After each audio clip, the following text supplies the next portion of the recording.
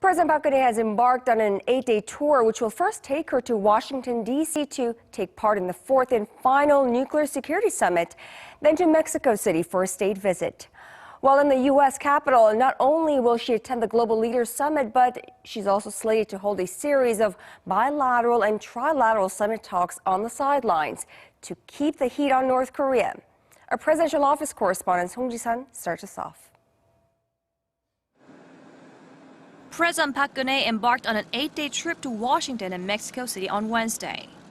When she lands in the U.S. Capitol, she will have a busy day ahead of her on Thursday, starting off with summit talks with U.S. President Barack Obama.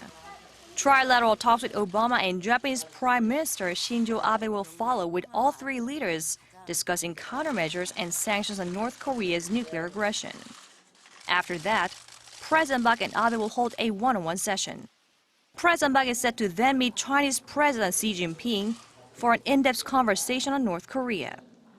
At a plenary session of the Nuclear Security Summit on Friday, 50-plus state representatives will assess their achievements since the last summit in 2014 and adopt a joint communique for increased nuclear security. President Park's focus will shift to business when she jets off to Mexico City on Saturday, flanked by a delegation of 145 South Korean businessmen. Seoul is seeking to expand its presence in Mexico's infrastructure and development projects and lock down greater business opportunities through the Korea-Mexico Business Forum and direct consultations with Mexican buyers.